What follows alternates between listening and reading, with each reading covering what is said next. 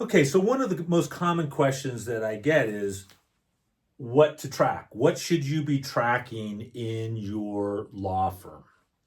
And so I would say that there are three categories of information that you want to be tracking. And let's talk about those and get into the hows and the whys. All right. The first thing that you need to be tracking is billable hours.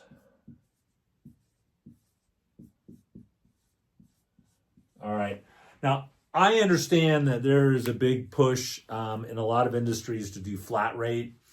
And it doesn't matter whether you're billing by the hour, billing a flat rate, billing on a subscription model, even whether you're doing contingency work like in PI, you need to track your billable hours of all your legal staff. And there's a number of reasons why you need to do that. But one reason is that when you boil everything down to a common denominator, what do you earn per hour for each of your practice areas? What is your associates or legal staff? What are they bringing in per hour that they're working? And tracking the amount of work that's being done, especially with remote workers. You want to make sure that they are putting in the time that they need to be putting in. It is easy, and I may be old school. I liked working in an office, but it is easy to blow off time, and you want to track. And you also need to know, especially like for flat rate, how long does it take to do certain tasks? How long does it take to write certain motions? How much time is being spent on those kinds of things? So billable hours, you definitely want to be tracking that, and you want it to be accurate. Non-billable.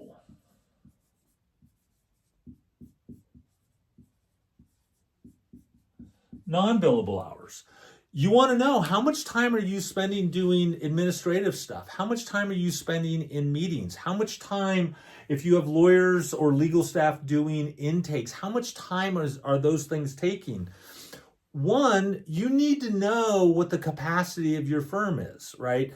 How much work can your firm reasonably do? Now, I'm of the position that you should never do more than 80, you should never assign more than 80% of capacity. If you have people working at 100% of capacity, then you have no room for those days when you get sent to trial or, there's something going on that requires some level of urgency. So you always need to leave yourself a gap. In my view, you don't want to have people working at 100% capacity. You want them working at 80% capacity. How do you measure that? Is by tracking it. How much are they working? How much how many non-billable hours? And you as an owner in particular want to know how much time you're spending there. And is that efficient or effective? Or could you be paying somebody, let's say, $20, $25 an hour, and while you're billing at $400, $500, $600 an hour, whatever it is that you bill at, if you're doing the job that you could pay $20 an hour and you bill at $500 an hour, you are paying, it's the equivalent of paying somebody $500 an hour to do that job, and you would never do that.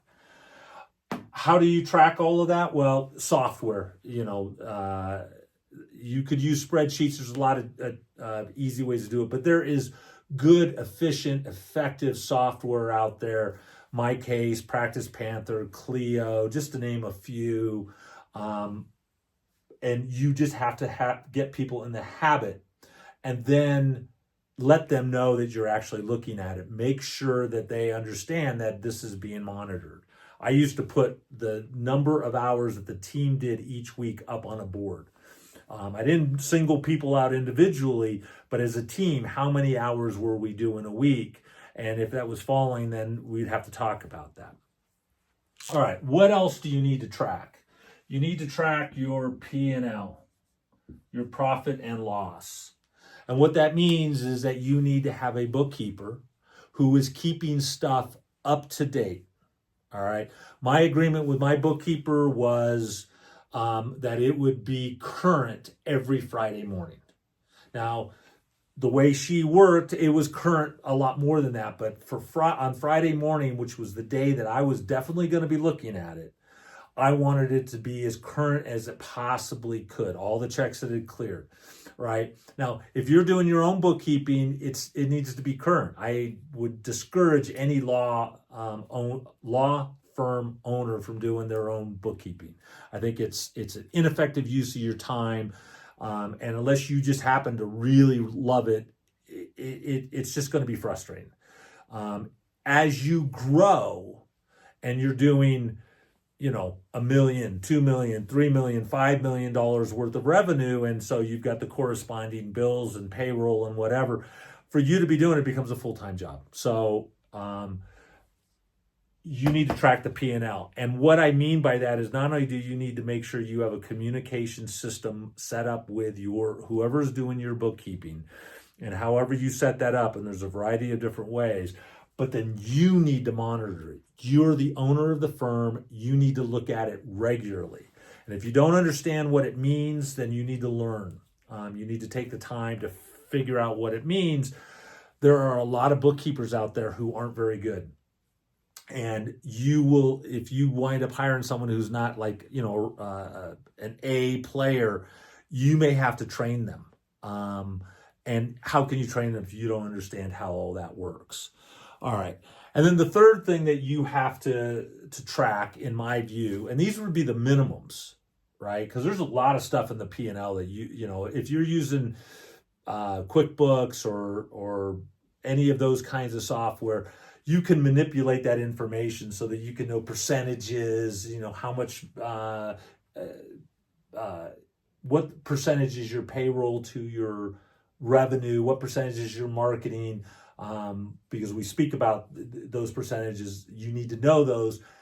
If you have a good P&L online, you can get that information pretty easily. The other thing that you need to track is your intake process. Now, what does that mean? Well, what that means is you need to know how many leads do you get? How many of those leads are qualified? How many set appointments? How many show? And how many hire? Now, why do you need to know this? Well, there's a lot of reasons. Number one, a lot of marketing companies will dazzle you with, how many hits your website's getting. But if it doesn't turn into a lead that can turn into a client, then who cares, right? Whether it's some bot or, whatever. You don't want people clicking on your website is great.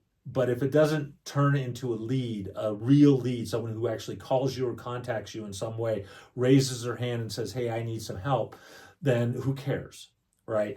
So this is like the check engine light, right? This data, once you get a baseline, you know what this data should look like. Then you can know if there's a problem. So just like in your car, when the check engine light goes on, it doesn't mean that you need to, immediately turn off the car and have it towed. It just means that there's something going on. Leads and qualified. So what are you going to learn from this data? Well, really important stuff.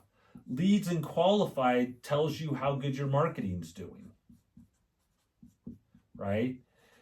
Our firm has been very consistent of between 100 and 120 leads every single month. And we have maintained that. We haven't wanted it to be bigger, but we want to maintain that 100 to 120. If that number drops, significantly, and I'm not talking about, one day or even a couple weeks, but I mean, we have a month where there's like 80, then the check engine light's gone on. Something has happened with our marketing and we need to figure that out. Now we know where to put our attention. So if you just base this on, I don't have any money in the bank, you don't know where the problem is. Sets. This is where you measure how well your initial intake person is, whoever's on the phone or answering the emails or whatever, how many of the qualified leads, because you got to ferret out the ones that are, not qualified for your services. And in our organization, qualified simply means They have a problem we deal with, which in our case would be criminal defense, in a jurisdiction that we do it. So one of the counties that we actually appear. We don't go down, we're in Northern California, we don't go down to LA. So it could be a great case, but if it's in LA, it's not a qualified lead because we're not going to go down to LA. It's not cost efficient or effective. What is the percentage of those setting appointments? Now, our goal is 70%. And we hit that pretty regularly. If that number drops, we want to take a look at what is the problem. So we might be having a ton of leads, no problem, but all of a sudden none of them are setting appointments. Why?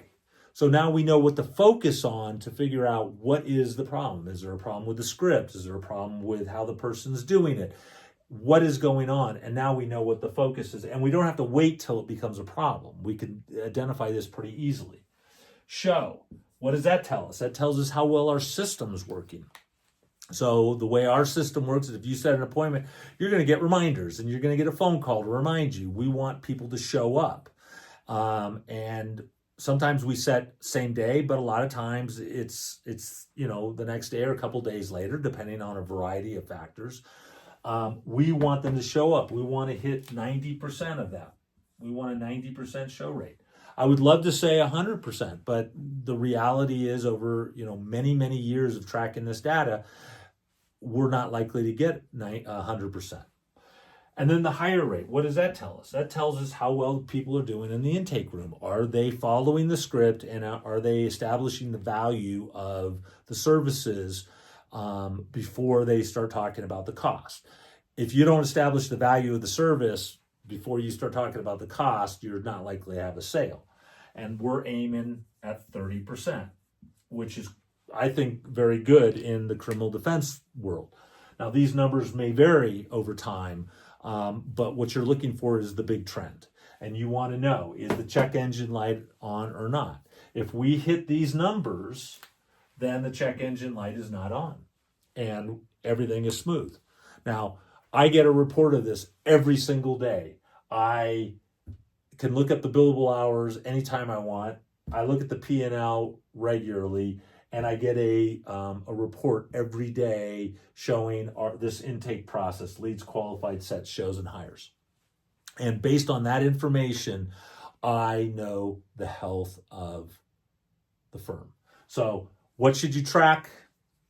Hours, your money, and your intake process.